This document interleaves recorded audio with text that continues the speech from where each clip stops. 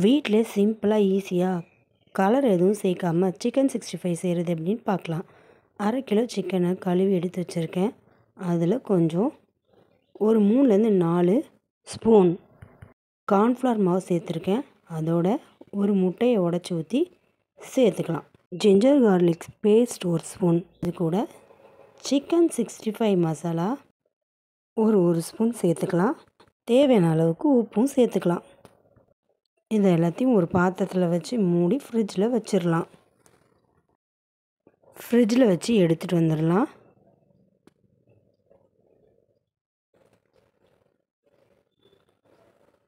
வைக்கிறதுக்கு முன்னாடி நல்லா 2-3 தடவை கிளறி விட்டு வைங்க. நான் ஒரு பாத்திரத்தில் வச்சு மூடிட்டேன். மூடி ஃப்ரிட்ஜில் வச்சு எடுத்துகிட்டு வந்து ஒரு 10 நிமிஷம் வெளியில் வச்சா சில்னஸ் போயிடும். சில்னஸ் போனதும் நல்லா திரும்பவும் கலந்து விட்டு ஒரு வாணலில் கொஞ்சமாக எண்ணெய் வச்சு கொஞ்சம் கொஞ்சமாக போட்டு 2 சைடும் திருப்பி விட்டு பொரித்து எடுத்தால் சுவையான சிக்கன் 65 ரெடி. இந்த ரெசிபியை நீங்கள் செஞ்சு பார்த்து எப்படி இருந்துச்சுன்னு மறக்காமல் கமெண்ட் பாக்ஸில் கமெண்ட் பண்ணிவிடுங்க.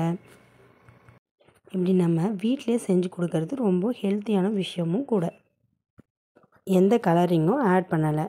நம்ம சர்வ் பண்ணுறதுக்கு முன்னாடி கொஞ்சம் வெங்காயம் அது மேலே கட் பண்ணி போட்டு எலுமிச்சப்பழம் புழிஞ்சு கொடுத்தீங்கன்னா டேஸ்ட்டு வேறு லெவலில் இருக்கும். பசங்களும் வீட்டிலையே ரொம்ப லைக் பண்ணி சாப்பிடுவாங்க. நாளைக்கு வேறு ஒரு ரெசிபியோட சந்திக்கலாம்.